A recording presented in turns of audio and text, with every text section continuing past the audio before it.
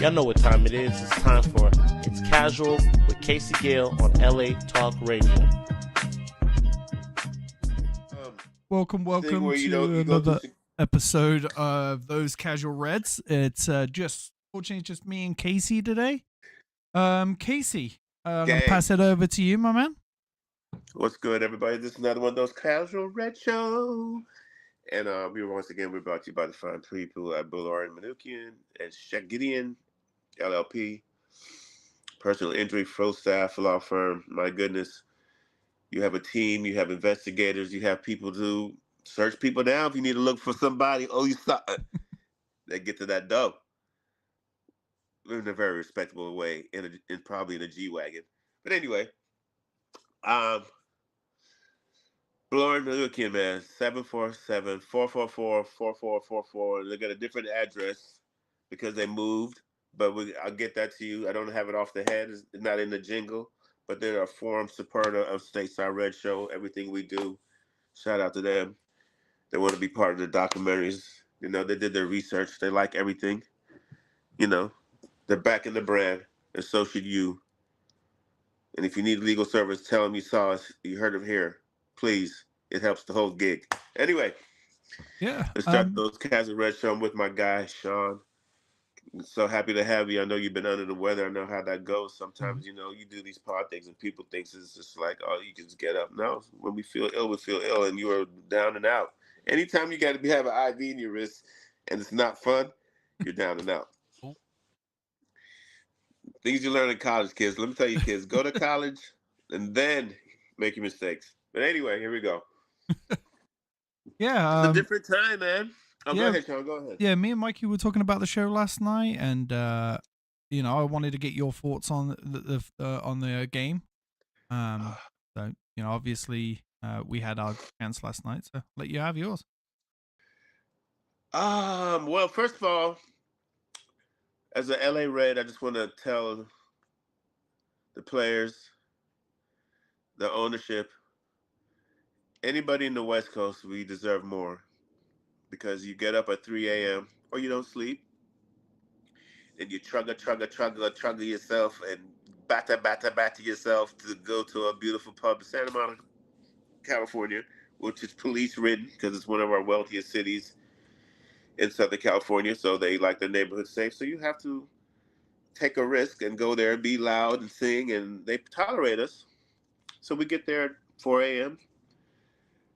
There's only like a hardcore group that goes at 4 a.m., Sean. It's about 25 to 30.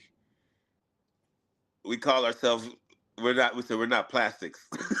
That's what we say, because we show up all the time. So you get there and there's always like an excitement, a buzz, Sean. You know, something like a false type where you're like, oh yeah, you know, I feel like the boys going to do it today. It's going to be a little bounce today, you know? There's none of that, bro. Yeah. People go there, and first of all, your expectations are very tamed. And, you know, in California, we can't really drink till 6 a.m. So, you know, you there's a moment of silence. Like, you know, when the bartender's just looking at you like this, you know, like, is there people looking like this? But it's not about that. Sometimes there's hope and excitement to get you through, get you warm, like, you know. Yeah. You know, I feel like, you know, we might get something out of Bruno or somebody, but it's none of that. When you've been burned so much and you see so much bad football, you get to a point where you don't want to lie to yourself. You don't want to say, it's the Reds. Remember we used to say stuff like, oh, we're united. Come on now. Mm-hmm. There's no more of that. So you're not excited. And then the kicks off. And then you're like, all right, let's go. Let's see what happens. And then within the first 10 minutes, you're seeing god-awful football. You're seeing the same old thing. I'm going to say it didn't start well. I thought the first 60 minutes was poor. I was incredibly disappointed. Halftime, I remember saying 2-0. I was like, this is diabolical. I don't see where it's going to come from. then Bruno gets a moment of brilliance, and I'm gonna lie, I was just like during the game, I was like, I wanted Bruno to do more. I wanted Bruno to do more, and it was kind of people thought I was being tough on him, and then he did it. Yeah, and that's why you love Bruno. But then you think about everything else, and you just like that. This wasn't off build up play. This wasn't off a structured play. It was Bruno with a moment of brilliance, and then Ugarte, who is absolutely better than I thought he was. I could imagine he's such a better passer than I thought he was. I think he could be a little bit more better with the forward ball, but I'm not complaining. And then he comes with a beautiful shot. And then you say to yourself, you get a little hope, and you just, the game ends where it ways, and you're just like, I don't want to say we deserve the point, but we stole one. Yeah. And you just, you what we all said to each other? If I was Everton fan, I'd be pissed. I would be pissed off. Yeah. And Agent Ashley Young, we all said Ashley's going to do something to get us to win or get us through. And there it was. It's flop. When he didn't really need to, but I was happy that VAR saw it. Yeah. But you're disappointed, bro. You're just disappointed. The whole thing is disappointing. The mood is disappointing. The football is disappointing. The player choice is disappointing.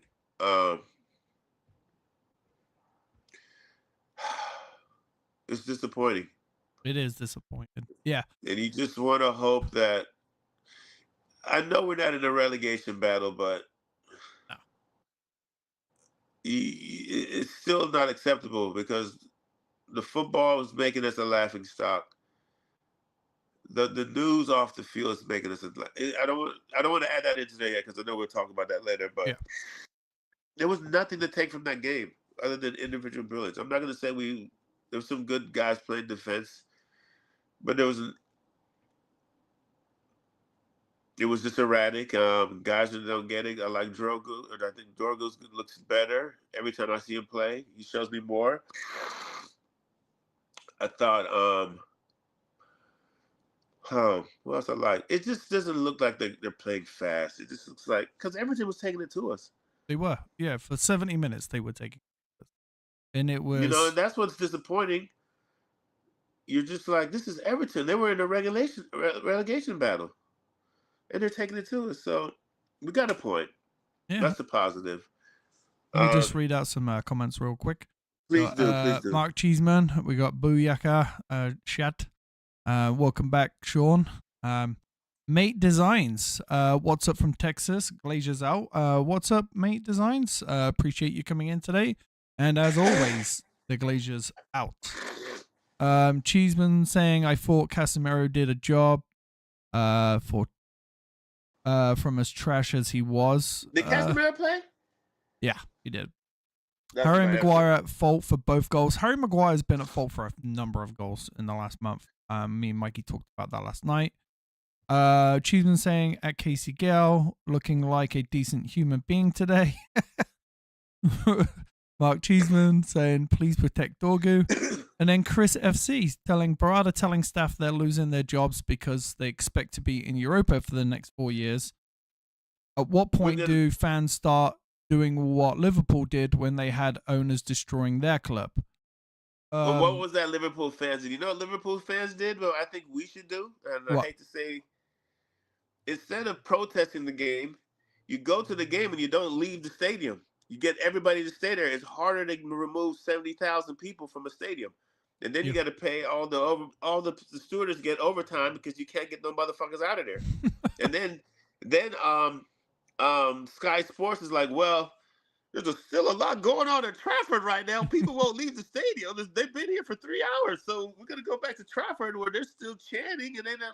It's not a bad idea because United are never going to have the game.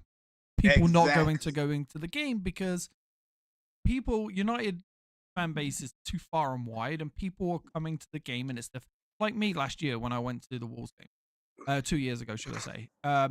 And it was the first time I took my kid to a game.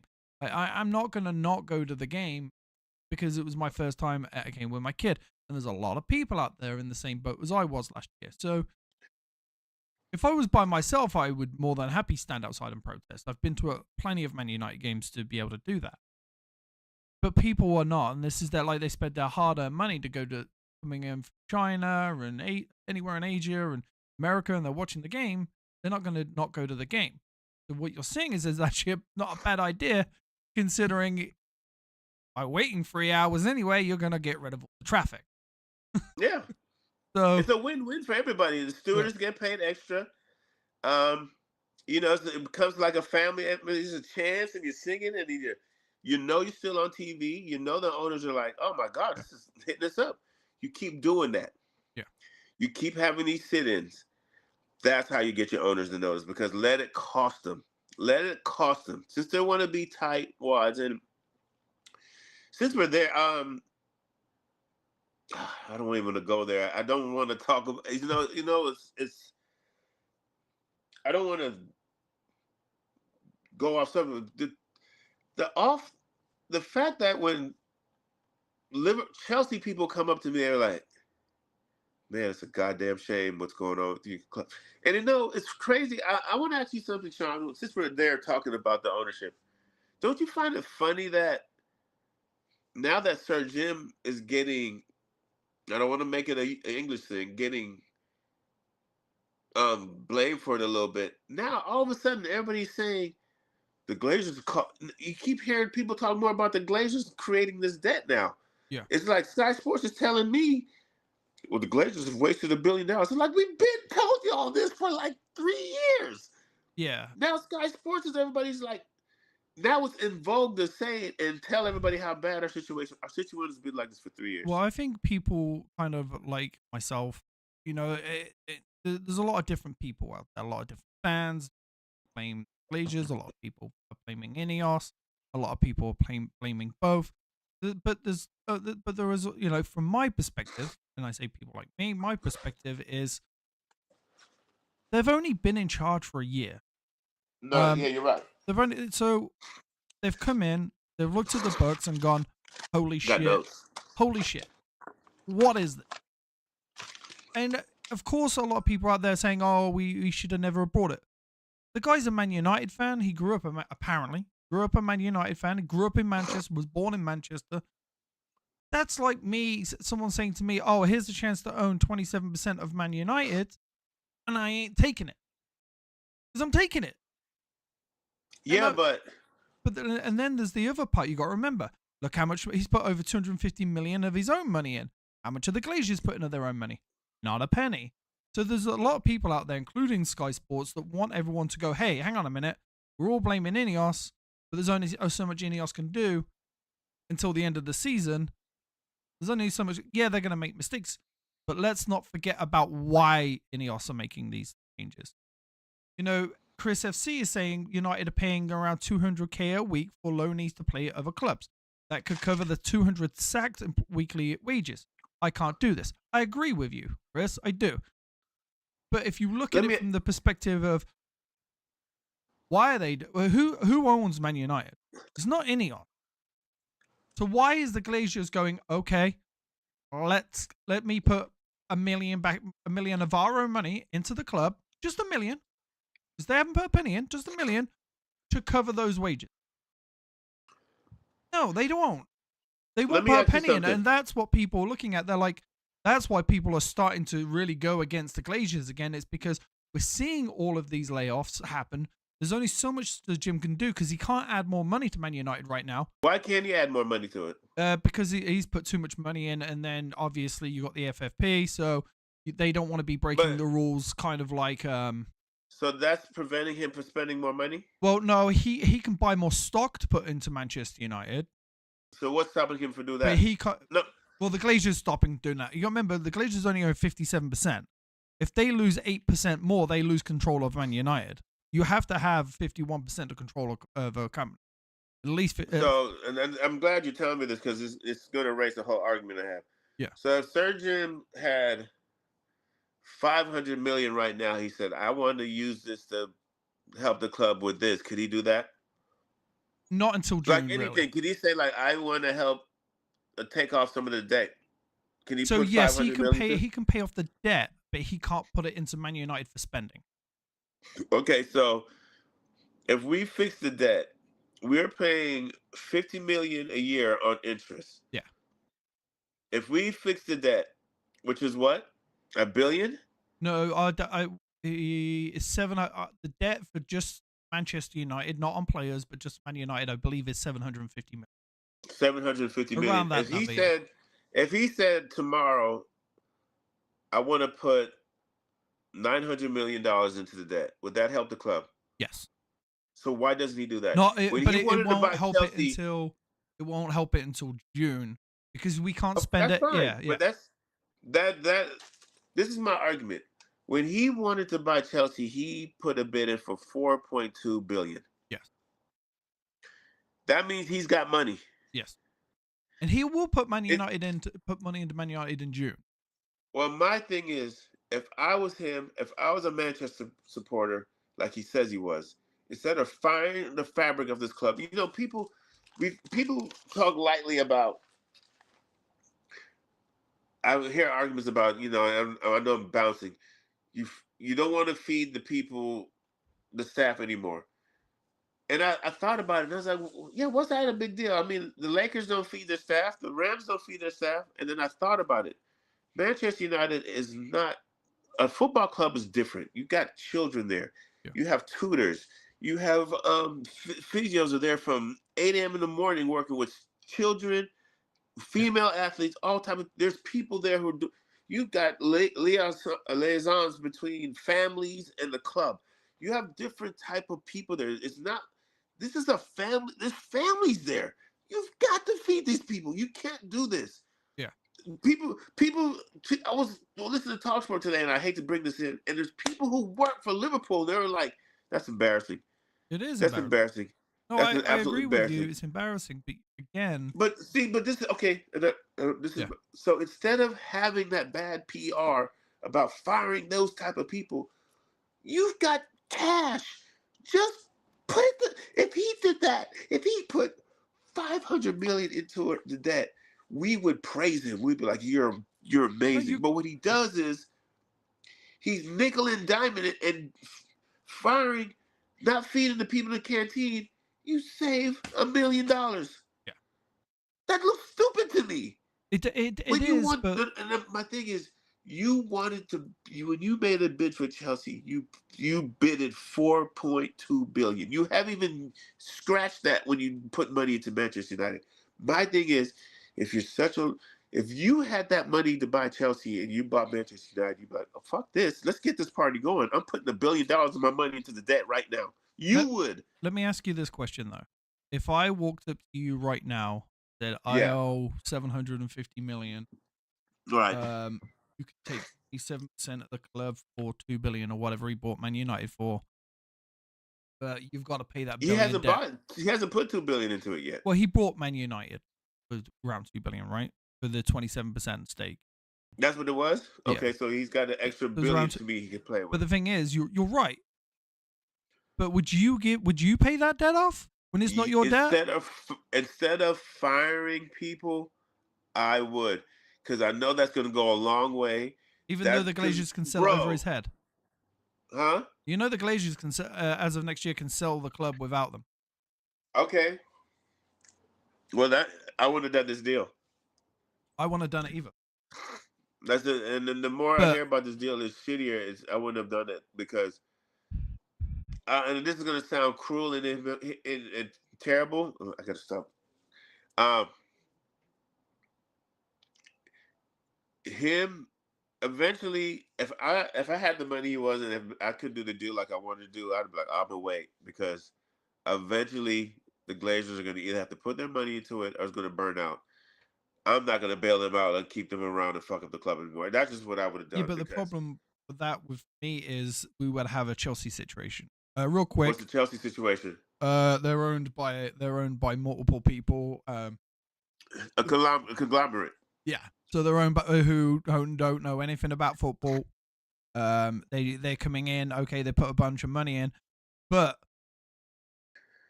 we would still be stuck with the Glazers running the club in a football matter. If you know what I mean, like that consortium. Wait a minute, because the Chelsea thing, they got rid of their owner Chelsea are owned by like 10 different people. They just have a CEO. I'm biased. You shouldn't ask me about the Chelsea owners. You know why? Why? They own the Dodgers. Yeah. So I'm biased. Yeah, they're gonna put money into your club. They spend money and they seem to have something figured out what nobody else figured out. Yeah. Real quick, that's not a good argument. United, I don't know, man. Yeah. I'm just disturbed by the whole thing, and I don't want to. You know, it will get better. United are dangerously close to FFP violations. A point deduction would surely put us down. But don't you? Would you want to get us out of that as quick as possible? No, yeah, but we got his money can't help the FFP, huh? Sorry, his money can't help the FFP, could it? Not June. That's what I mean. He can only make changes within the club. Like, and right now, I just wouldn't have fired these people. Like, no, I agree with you, but from a business standpoint, and trust me, I'm not somebody here that's agreeing with it. I know it doesn't sound a lot, like $1 million, but you're talking about not just this one. You're talking about the last one that saved $2 million, and then you're talking about the other one that saved us $3 million. It's like this. I think his focus is bad, and I know what you're gonna say. Yeah. I think he came in saying things like, and this is what I'm tripping off. He came in saying things like, this is why I need to stop doing what I do every day.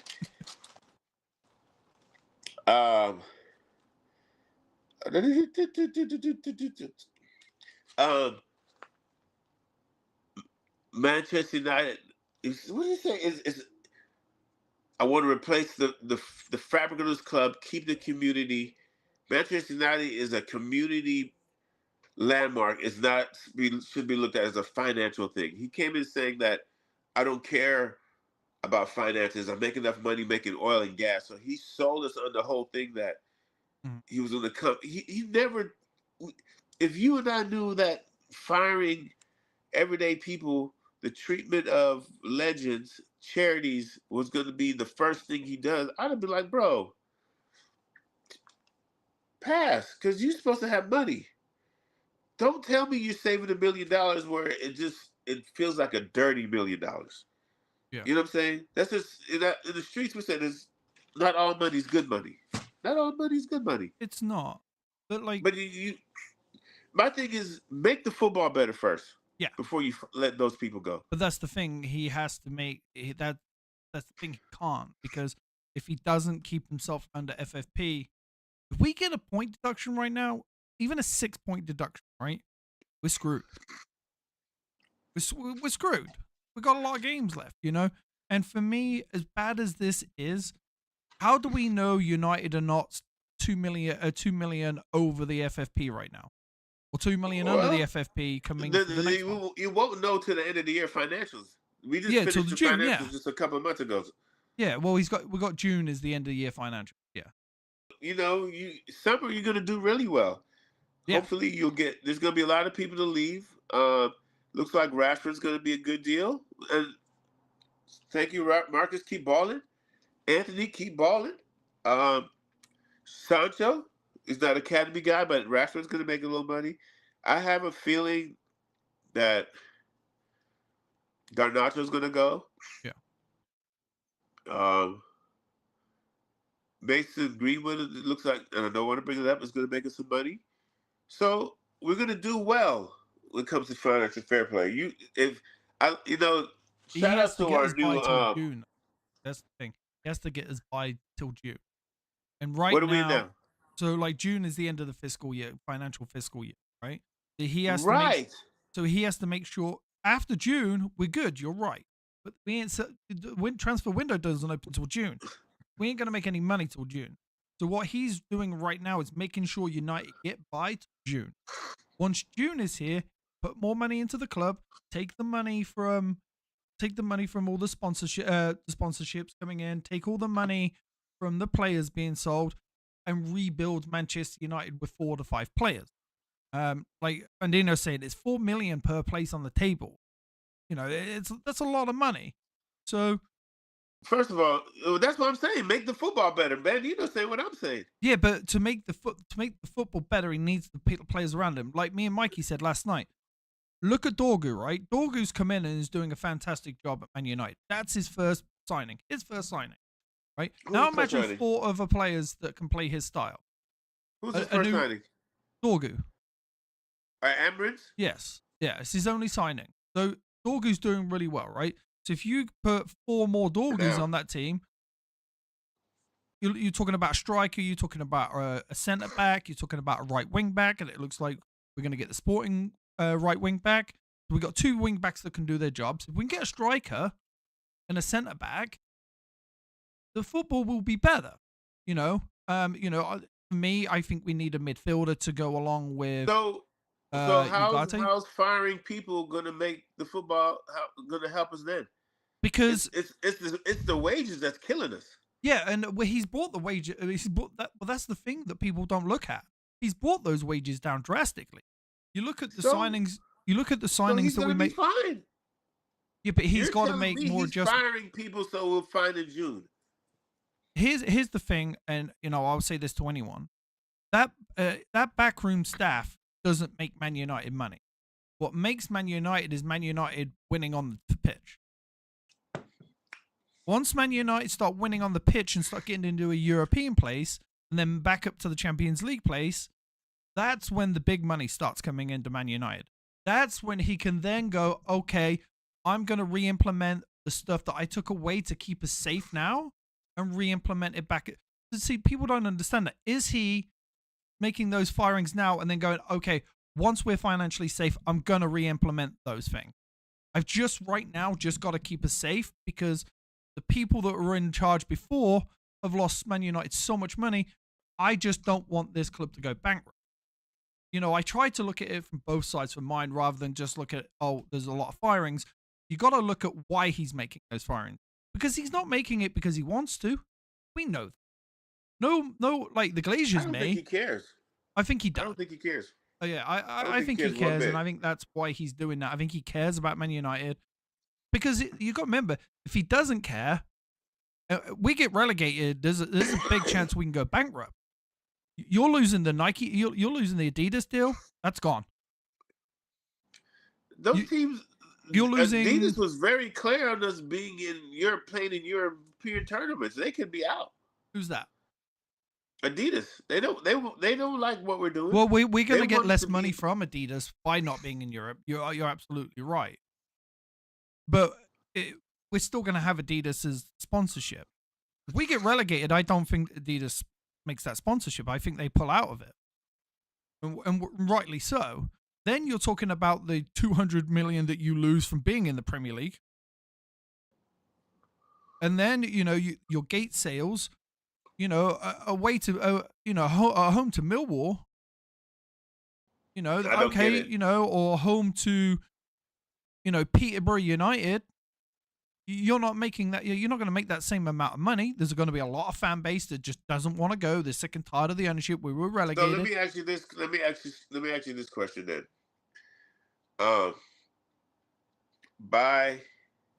Say if he said, "I'll keep feeding the people," how would that hurt us? That $1 million. Well, that's the thing. Would it come out of his pocket? Would it come out of his pocket? What if he kept it? If he said no, didn't fire the people, just said no, keep feeding them, and that $1 million that he saved, how would that hurt us? Will it help us because of FFP? Help us $1 million. So FFP comes from the finances of the club, what they're in and what their outs are. Right now, our outs are more than what the whole club, the parking, all that. Yeah, everything. You're talking everything. So what the income of the club is to what the outcome. Right now, we've got, as rightly said, over 100 million per year losses. You're not any company can't sustain that, let alone Man United. No company could sustain 100 million losses every year, right? You're looking at the richest man in the world right now. His stock is tanking for the last 4 years. What's that? Oh no, I'm just saying how long we've been doing that. 4 or 5 years, 100 million. Yeah. And I honestly believe when we start, Bandino saying, United are in the red. The club can't keep losing money. Simple. You're right, Bandino. And he has to make some changes. And I do believe it's changes for now. Right? As much as we're angry right now, how angry would we be if United went bankrupt? And because it's a possibility. Because then you're looking at, if United go bankrupt and the Glazers don't put any money in, guess who takes United? The bank. So it's like your house. If you foreclose, if you don't pay your bills on and then they'll sell it to the highest bidder. They can, or they could liquidate it. It's up to the bank. They probably won't liquidate it. They'll probably sell it to the highest bidder. But that's the thing. If United go bankrupt, then they get a point deduction. The point deduction right now, as Bandito says, sends us down. Let me ask you this. So there's no way he can inject. Not right now. Not until June.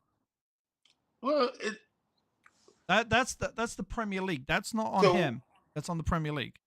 So between now and June, say if he didn't fire the people and we get to June, and what happens?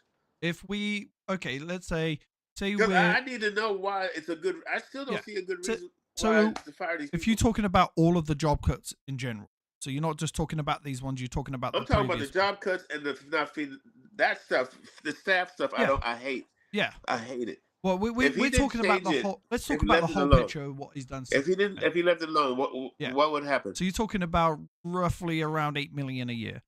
If Man United, would that come out of his pocket? No. So what I'm saying right now, he saved United with the job cuts. They're not feeding, everything else. He saved around $8 million a year.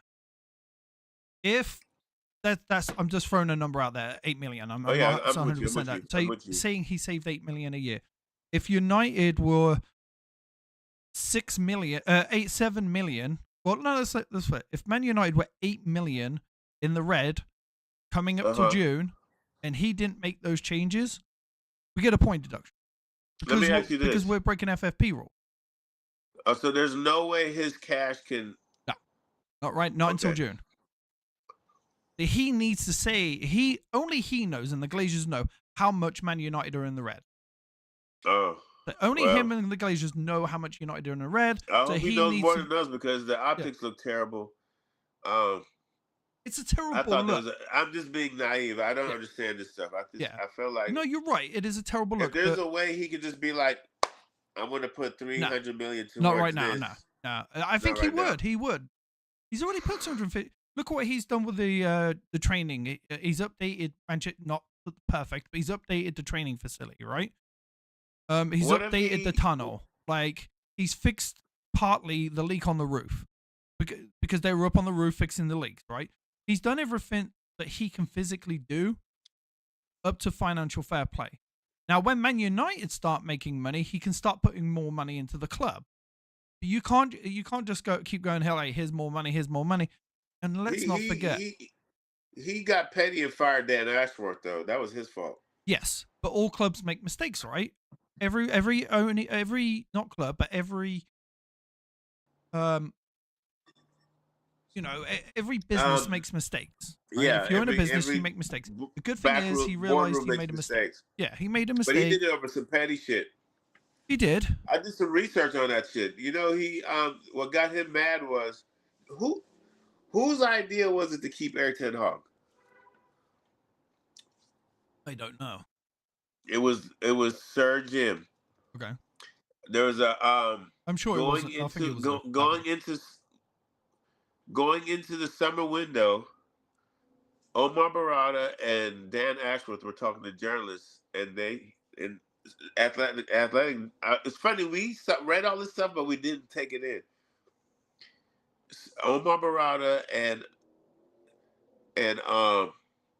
Dan Ashworth said to the journalists, "We're excited for this summer," and they asked them, "Are you excited? How do you guys feel about Erik ten Hag staying?" Omar Barada and Dan Ashworth both said, "Ten Hag staying wasn't our idea. It was Sir Jim's." They just said that, though. And then the article went on, and then they said, people said that's the reason why, close to the situation. This is what the Athletic said. Sir Jim was mad because Dan Ashworth put it on him. Yeah. And then when they fired Ten Hag, I think Dan Ashworth was being cheeky about it. And then, because he didn't want to keep Eric Ten Hag either. He didn't understand it. And then Omar said, get a new coach. But who did? Dan Ashworth, you know who his choices were? He wanted Southgate. He didn't even have. It was 3 people, but it wasn't even our guy. Southgate. Huh? It was Marco Silva, Thomas Tuchel, Thomas Frank. Yes, Frank. He wanted coaches. Dan Ashworth wanted coaches Premier League experience, and Sir Jim was like, he wanted to be more dynamic, find better coaches, but anyway, he's the one that wanted to keep him. Yeah, no, yeah. But I'm learning a lot tonight but still. Yeah, like unfortunately, he was let go because he outsourced his own job, according to the Athletic. Yes, he outsourced his own job. Yeah, that was a reason I did see that. Yeah, but our data analyst team is terrible. Even Sir Jim said we're back in the Stone Age with that. We're back in the fucking last decade with that, the last century. Yeah, at the end of the day, for me, before we move to the next subject, because we do have a few more things. For me, I'll let you have yours. Let's move on. Yeah, I said, I was just gonna have mine. It's, for me, as much as I hate it, as much as I hate it, I think, that it has to be done, and I really do hate that United come. Now, talk about something else. Do you think it is time for Ruben Amorim to leave out some big names? Like, what's a big name? Because are you talking about our team? Yeah, like the first team. I'm talking about big names like 𝗈𝙊𝙍𝙀, leaving out Harry Maguire. I'm leaving out Rasmus Højlund, leaving out Garnacho. The big names that we have. Oh, those big names. I like Garnacho off the bench though. Yeah, I'm just rambling. Yeah, I prefer Garnacho. He's so much better off the bench. He's so more effective off the bench, and I'm a fan of that. I've been wanting 𝗈𝙍𝙍 out for about 8 games. I don't get it's starting to become like a favoritism thing on the low amongst the shoe heads. We're like, is this a Portugal thing? Because 𝗈𝙍𝙍 is so. But what else has he got? Mozzie? No, it looks. Yeah, I didn't know if it has picked up a. I'm radical, bro. I want to put motherfucking Garnacho as a right wing back, and put 𝗈𝙍𝙍 as a center back, because 𝗈𝙍𝙍 does not have the legs. He doesn't progress. He doesn't get the ball upfield. His cross game is absolutely the worst I've ever seen in my life. He's just a piece of mass. He's just a mass. He's just a body. He's basically jello. He does nothing. He's Play-Doh.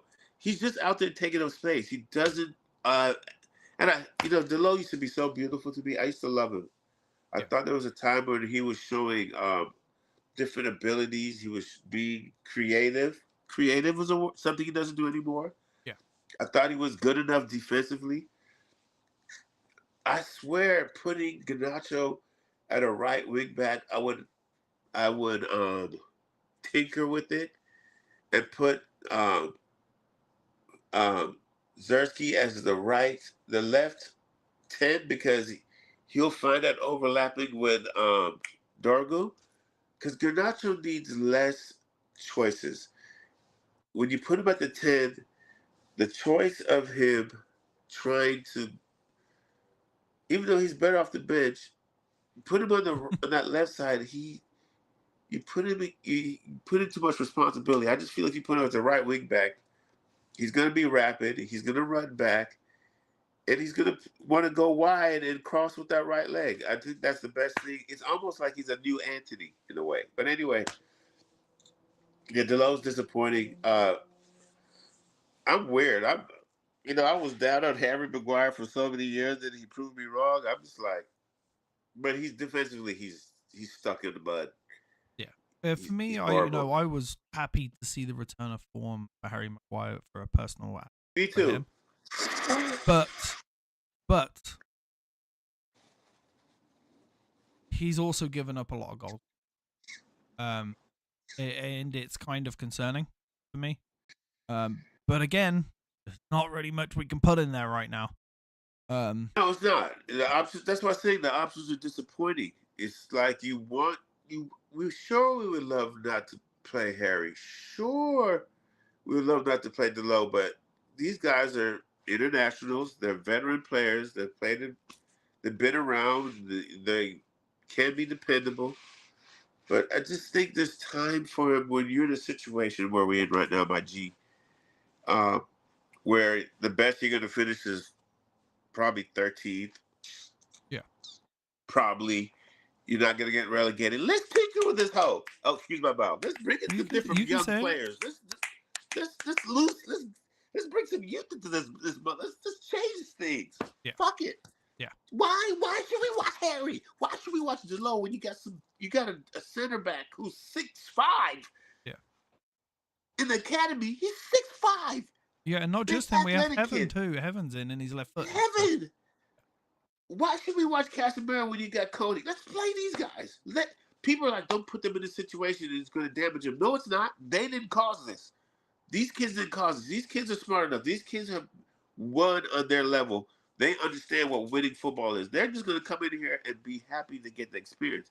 You're not going to destroy them. You know why? Because us fans are going to be like, you know what these kids do? They work hard, though. They run around. They look quick. I ain't mad at them. We were already in 15th when they got here. This is not their fault. Chris is saying, when do you think we could give Heaven a chance? I think we give him a chance tomorrow. We should. Tomorrow. We should. I'm with you, Sean. Play all these young motherfuckers. Let's do it. Dude, why? We know what Harry can do. Yeah. It's not going to get us up two. They're not going to get us up 2 positions. Yeah. We know what Delo can do. We know what Rasmus can do. They're not going to get us up 2 positions. Tinker with the young dude. You don't have to play them all at once. Yeah. But introduce them at the 60th minute. Mm-hmm. No, I completely Or fuck it. Start 2 of them tomorrow. Why not? Yeah, like me tomorrow, I would start Cheeto. I would start Heaven. I wouldn't start Kone. I'd probably have him on the bench. You would start who? Kone. I'd probably he's a CDM. I would start Ugarte. I don't think Kone can play a little higher. I'm not sure. I haven't seen enough of him to know that. Yeah, I don't think he's a higher guy. He's CDM. He's a deep line center mid, so it's. I know he can progress the ball well. Like I've seen him at the youth team. Literally grab the ball and run up the middle of the field. He definitely should be Ugarte's backup. Yeah, well, that's what Collier's there for too. Do we know if I don't know if Collier's back tomorrow? Collier's not going to be back. Okay. He said it's going to be the same team from last weekend. Okay, so the same team. All right. So, yeah, no one knew who's coming. Guess what's funny? Whether Mason Mount is closer to come back than Luke Shaw. Sorry? Mason Mount will come back before Luke Shaw. That's what coach said. Well, yeah, because Mason Mount's back early, potentially supposed to be back early March. Luke Shaw's not supposed to be back until April. But you remember 2 weeks ago they told us Luke Shaw had a little knock. It was just precautionary. Yeah, and then all of a sudden it's 2 months. Benito's saying no, he's an attacking midfielder, carries the ball very well. Okay, if he's an attacking midfielder, then I'll stick him in the 8. Yeah. Well, damn it! Thank you, Bandito. Yeah, stick him in the 8. Have Ugarte, because he's gonna have the legs to get back with Ugarte. Yeah. It's just, it is what it is. Right now, I'm sick and tired of these good players. I love Mason Mount. I think he's a fantastic player, but for me, I would get rid of him in the summer. This is too much. So this goes back to the money billionaire talk. Now, you can't have that amount of money sitting on the bench. So he's not even on the bench. Would you, if you had a couple $1 billion in your pocket, would you sell Mason Mount at any price just to get him off the books? Yes. All right, I love you then. Yes, right now, yeah. I would take trust me, I love Mason Mount. I think Mason Mount could be a big difference in this team. I really do. Oh shit. Bandito saying, "Oh wait, Kone played last night. He's not going to be in the team yet." Great. Oh well. Yeah. Oh well. Bandito again. Yeah. We need you back on the show, my man. Get your butt back on this show.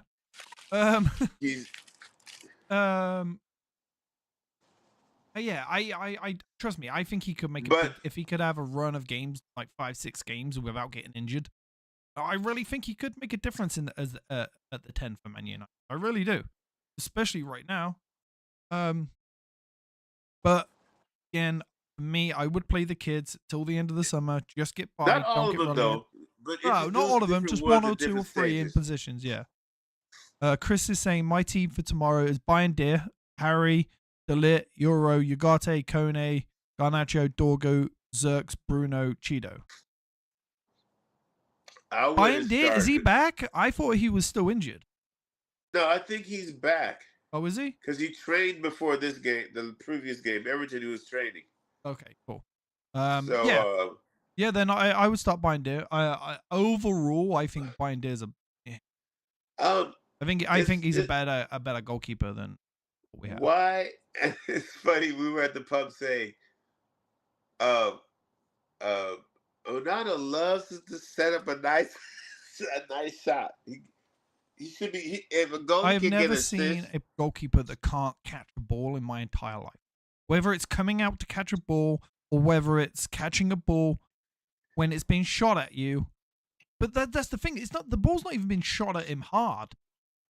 Just catch the ball. It's his go-to move. He doesn't try to catch. No, he doesn't. And he can't use his feet either when he's saving. Just, do you know what? And a lot of people may disagree with it. I think he's a downgrade on 𝗕𝗏𝙍𝙍. I think he's a downgrade. I'm sorry, because we brought him to play out from the back, right? He can't fucking play out from the back. Yeah, where's that? Yeah. Where's that part? Yeah, Chris is saying give Kone and Cheeto a half. Kone played last night, Chris, so I don't think he's even going to be on the bench. Yeah, he won't. Cheeto, yes, I would give him the first half. I would give Cheeto the first 60 minutes. I would say to Højlund, I'm going to give Cheeto the first 60 minutes in this game. You know, let's try and build up. And then what we're going to do if we're needing a goal, I'm going to bring you on. That's how I would. Cheeto was more involved in the game than Rasmus was in the last 2 weeks. Yes, he was. Boy, he's a unit. He is. I think he was nervous in the game. I didn't watch it live. I rewatched it. He made some passes that were, comes with experience in the Premier League. Yeah, but also comes with, knowing the players around you a little bit better in a game rather than comfortable. Yeah, be more comfortable. You'll be fine. But yeah, he's only going to get that by playing. What's going to be good for him and a few of our guys, they're going to run around and be like, I'm bigger than him. I'm faster than this dude. Yeah. Once they know athletically they can compete, they'll be like, oh, fuck this. Yeah. I would give Cheeto the next couple of games. And the reason for that is because, okay, you bring Cheeto in for the next couple of games. If he doesn't score, you bring Rasmus back. Rasmus hasn't scored in 16 games. Which is a disgusting number. Do you know 𝗍𝗏𝙍𝙍 has more goals than him? There's a lot of people who's got more goals than him. We're talking Premier League here. That's I heard insane. Rio Ferdinand talk about him. He said, Rasmus doesn't even sprint anymore. He said, I remember when we saw him at Atlanta and then we initially came, he was running. He was showing athletic ability. Now he wants to do this move and the hold-up play. Bro, stretch him. Yeah. Push the defense. Push the line. Just do that. Just do that. Don't even worry about setting people up. We don't want you to set people up. I'm wondering, though, if that's his lack of service. He's kind of at that mindset now that, okay, I ain't going to get decent service over the top, run onto. All I'm getting is kicks from a stupid ass goalkeeper who kick it straight to their player anyway. Like, and when he does kick it to me, it's over the top of my head, and I have to back to a player to get it out. His hold up play is horrible. It's horrendous. That may be true, but he doesn't do enough of pushing center backs. No, he doesn't. Cheeto did a lot more on that. He did it a lot more. So I rather him overdose on pushing the center back than overdose on coming back. Yeah. Because what happens is, when I don't know much about the sport, but I know about my sports and field and position. Once you push that back line, the line of defense more, they have to expect it more, and they have to honor it. So it's gonna be natural space. If I'm playing against Rasmus, I'm knowing he gonna be in front of us way more than he's pushing us. Let's move our line up some. You know he might push us maybe 2 times. The big kid came in. Every time he didn't have the ball, his whole mindset was to go forward. I'm gonna say this, and I'm old school when it comes to punishment, just the way things are. I don't give a shit how these players are. Oh, it's it's a different mindset now. I don't care. This is what's wrong with the goddamn fucking world in my eyes. If he ain't playing well, yank his ass and say, sit on the bench. You're not playing well. I don't care if it makes you your fucking feelings hurt. I don't care. Like, if I'm paying you over $100,000 a week. You haven't scored in 16 games. I don't give a fuck if your feelings are hurt. You're sitting on the bench. Like, I hate this whole you gotta. Baseball. What? There's no crying in baseball. No, that's the mindset. There's no crying in sport. Like, it happens in every sport, right? If a quarterback isn't playing well, does he continue to play? No. Because what is a quarterback? He's the main person on the team. If a striker isn't scoring a goal, that's his job, then you bench him. I had a coach tell me one time, sat me down in the office. He said, I saw you do, last night you played probably the worst football I've ever seen in my life. And he said, I wanted to kill you. And the next game, I balled my ass out. Yeah. He said, I think I heard the word disgrace. He was like, I've been chewed out. Yeah. Oh. But that's what, did you not understand? Like, do you not agree, though? Not understand. Do you not agree, though, that that's where we are now? It's, his feelings are going to get hurt. He's going to go posting on social media, just like 𝗕𝙊𝙍𝙀 did, For me, it's pissing me off a lot because you're there to do a job. If me and you don't do our job at work, we get fired. Yeah. And we don't get paid anywhere close to what the players get paid, right? So why are they getting away with it? Why are their feelings allowed to be, blah, blah, blah. I don't care. If you're not playing well, sit on the bench. Because that's what's got us into this position, right, Casey? That's what's got us into this position at Man United. Marcus Rashford not playing good for so long, and him still being allowed to play, right? We got Anthony not playing so well, was still allowed to play. Eventually, he did get bent, right? But Marcus Rashford didn't. There's so many players like Casemiro. Casemiro's not playing very well. Why is he still on there? We have Kone, who is a young, exciting talent who's going to come in and play better. I don't understand why these people that do so poorly at their job are allowed to continue to play, and then everyone goes, "Oh my God, Man United are in 15th." Bench them. Like, it's like, and I would rather bring it at this part of the season. Saturday's gonna not tomorrow. Our next game's gonna be in March, right? Shit, we gotta talk about the next. We got a game tomorrow. Yeah, that's what I meant. Like, we got a game tomorrow against Ipswich. It's, for me, it's like you've got to bench these players. But then, saying predictions for tomorrow depends on who. I said 2-2. It depends on the team, really. Everton. Yeah. I'm going to go 2-1 Man United. I don't see us not conceding. I feel like there's another low coming. Mm-hmm. I don't know. It depends. I will feel confident knowing there's some youngsters going to get some time, and I think Amorim might be leaning towards that now. Yeah. One thing I do like and point out early is 2-1 United feels calm. Yeah.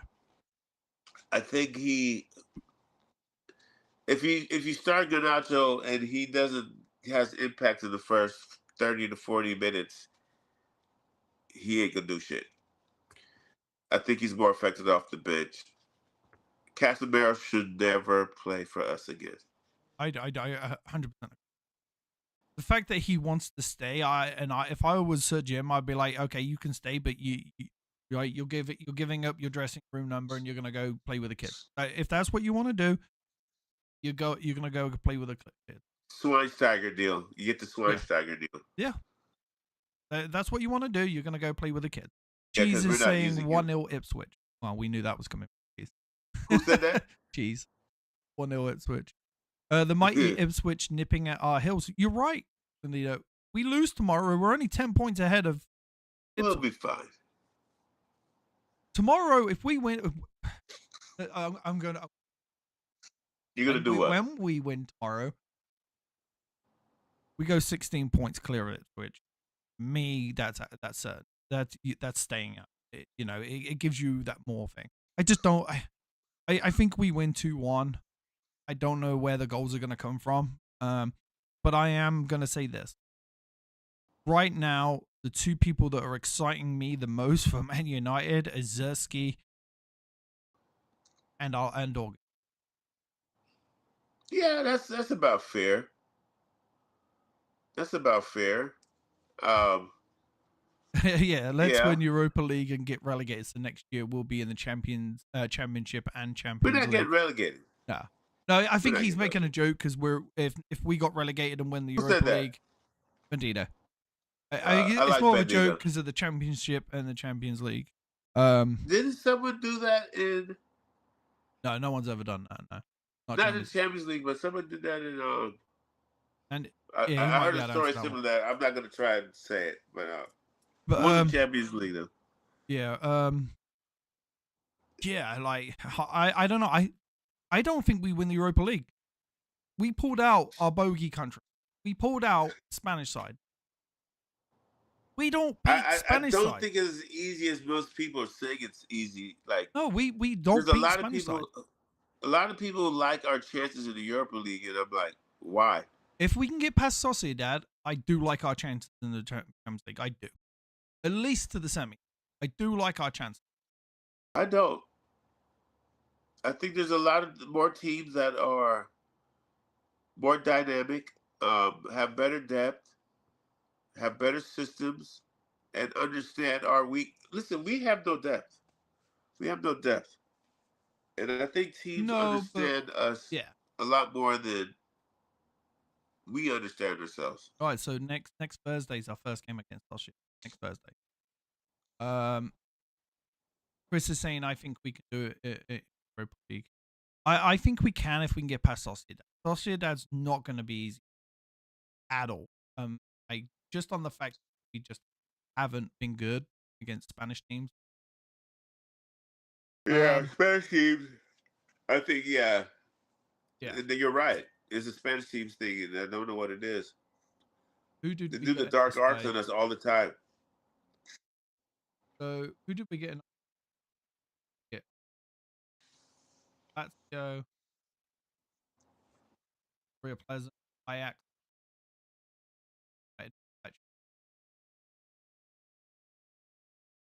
So on the other side, you got Bodo. Tottenham is the worrying team of all of them on there. Of course it is. By far it is. Then you got FCSB, who we've beaten. We can. Roma and Atletico's in there. Roma, I don't think that's a hard. Like I think for Man United, I think that possibly that the hardest one. Yeah, I think so too. Yeah. Sociedad with a dark arts over 2 legs. I agree, man. I don't. I actually want us to focus on Europa. Yeah, I do too. Over everything. It's for me. Yeah, I think we can get past Sociedad. I don't see that Ajax. You know. I like our new director of football signing.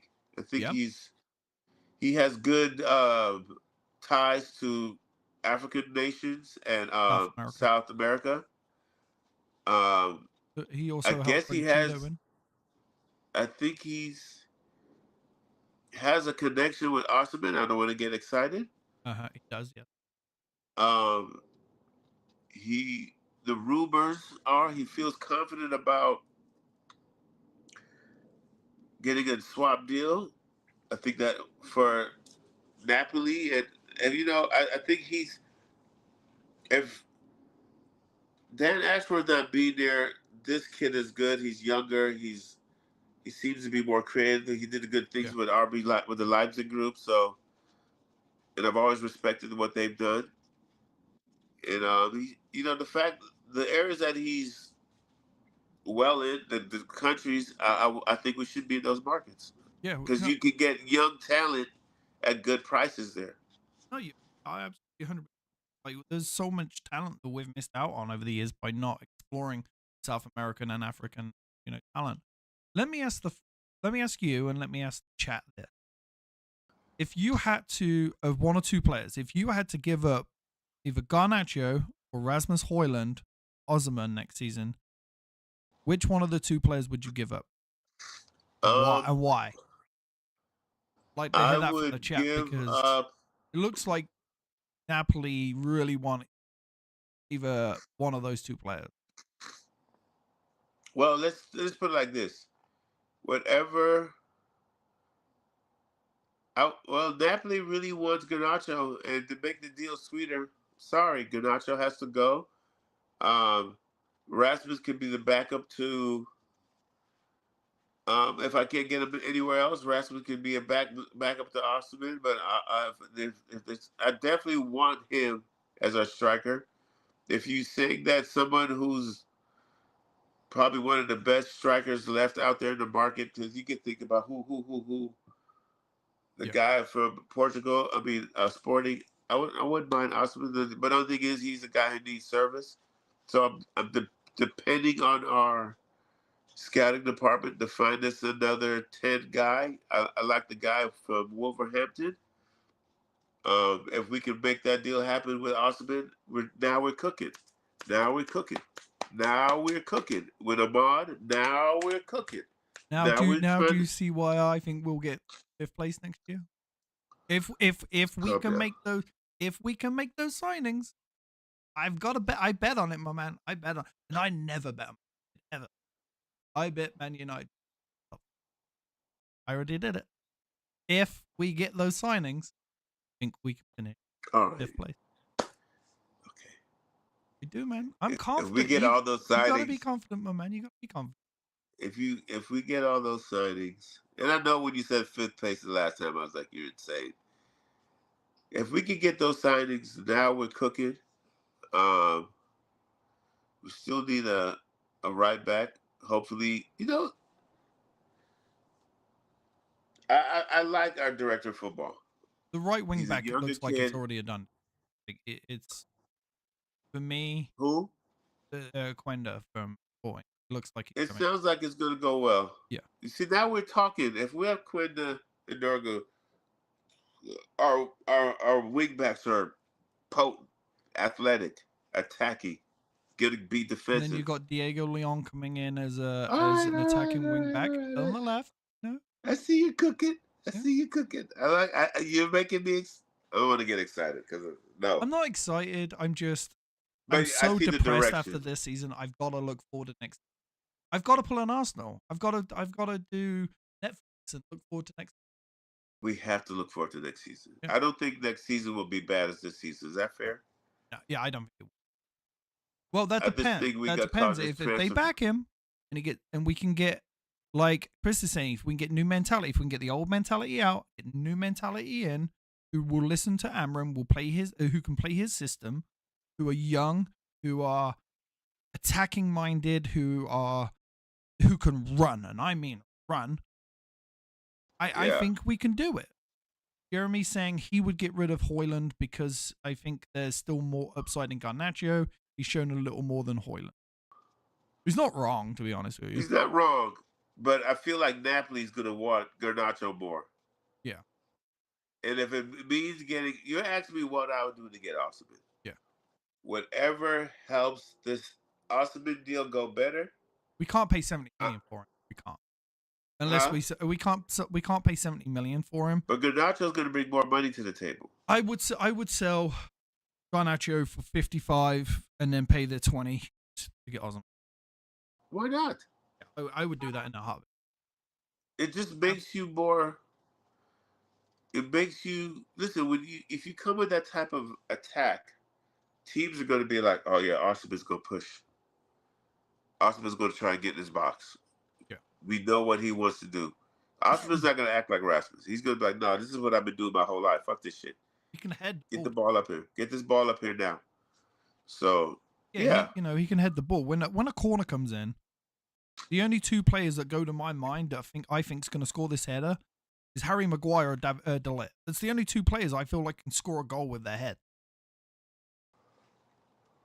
I'm telling you, I would put 𝙈𝙍𝙍 at the left 10. I think he's really coming into it. I really do. I think there's a lot more to come.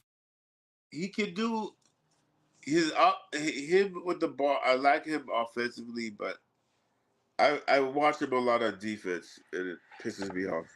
Yeah. But that could be. But he's a 10. He's not supposed to be. One thing about a team that works hard, it can get contagious. Yeah.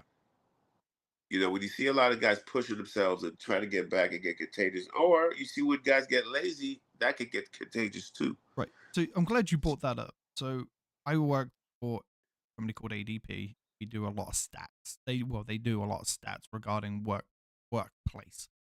That is something that I learned from there. If you sit next to someone who is productive and that wants to win, you are 70% more likely to win yourself. If you are sat next to someone who is lazy, doesn't have respect for the job, doesn't want to, and then doesn't sell, you are 80% more likely to fail. It's the same mentality. If everyone around you has got that positive mentality that we're going to win, you're more likely to succeed than a player that's just walking around going, I don't even know why I'm here. And I'm going to point out Rash because that's what he did. He walked around. There was so many games that I watched where a player would just run past him and he would just go. But that goes to Chris's what he's saying. We need new mentality. We need young mentality to come in. When I say young, I don't mean all 18, 19s. You got to have some 24, some 25s, a couple of 28s in there, in the dressing room. But you have to have that mentality to win. And it goes in, and it's not just in the workplace, it's in life. If you surround yourself with people that are negative, you're going to be negative. You surround yourself with winners. We definitely need a new mentality. Yeah. That's what it is. Like it's not just in not in sports, it's not in workplace, it's not just in life. It's in life in itself. You've got to surround yourself with that right mentality. And right now I don't think we have the right mentality. Right? We don't. Well, we also don't have the quality along with. Well, tomorrow is Ipswich. Yeah, me and Mikey are going to be live. Real quick. You guys going to be live? I do say quick. Your thoughts on Paul Pogba? Oh. Huh. Well, there's been rumors that he talked to the coach.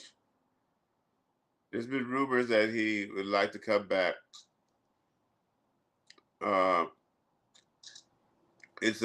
I think it's a play-by-pay situation.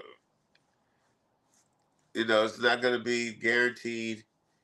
I don't think Paul Pogba's happy with that. Oh, God, I feel like I'm beating around the bush. I would have to... Listen, Paul Pogba is one of the best midfielders, skill-wise, I've ever seen. His attitude didn't mesh for Marino. People blame him for the culture. I think he just had a bad time the second time. Oh, God. He can't be worse than Casemiro. I don't know. I'm not into when you break up and coming back. I'm not into that. I think he would be insane to come here because there's so much bad blood. I pass. I would rather put our money somewhere else. I would rather bring up a young academy kid to go back there. So I'm glad you just said that, Chris, because it says here that Paul Pogba has been spotted meeting with David Beckham, the owner of Inter. Is possibly that's supposed good to for join him. in Miami. That's good. That should be his lane. Here's my take on it. If we were to get Pogba, it would be on a low wage till the end of the season. He would have to show me his fitness before he started. But I think if we needed to win the Europa League, that there is a player in him that could possibly help us win the Europa League till the end of the season. It highly has to depend on his fitness. Yes. But I think there is more downsides to him joining Man United than there is positives. It's just not a good time. Yeah, it's not a good time. And it could go well. If it goes well, it looks like a genius people. There will still be detractors. But if it goes bad, it's just gonna more flame to this fire. We are very delicate off the field right now. We don't need more talk sport. We don't need more media. We don't need more, even though it's going to be there. We just don't need more stories because there's a lot of bad blood. I think Paul Pogba himself, we would benefit him more for his career than dude. You're saying to win Europe, and I get it. Yeah. But if it don't work, you're going to be looking at Paul Pogba's mug for the rest of the season on the bench, signifying, bringing attention to himself because the coach obviously made a bad decision, or the club made a bad decision. If it goes well, yes, we win Europe. If it goes horrible, it's a powder keg. No more. We don't need it. We're delicate. I'd rather I'd rather develop Collier. No, I agree. But yep, that's been another episode of Those Casual Reds. Thank you for jumping on. We've gone for an hour and 50. Great show. Me and Mikey, I believe, are going to be back tomorrow for a review of the hopeful win at Man United at Ipswich. So, what time are you guys doing that? I think we're going to try and do it tomorrow instead of Thursday because it's after the game. What time? 8 o'clock our time, per usual. I can jump on. Yeah, that'll be cool. Yeah, we'll have you jump on. My office said I could use they saw me doing a video from the office. They're like, why don't you just come in the conference room and use the conference room? I was like, cool. I'm high tech now. Nice. Yeah, get a stand for your phone. You'll be golden. First of all, thank you for joining my that Casual Red show. It was a fun time. Talked about a lot. All we want is good things for the club. Tomorrow's Ipswich. I predicted a 2-1. Sean predicted a 2-1. 2-1, yeah. And let's hope for the best. I don't want to be disappointed. And you know what? Up the fucking Reds. All we want is the club to win and have fun. And yes, we do. Your mates. All right, my brother. Thank you for joining me. Reds. We'll see you tomorrow. Peace.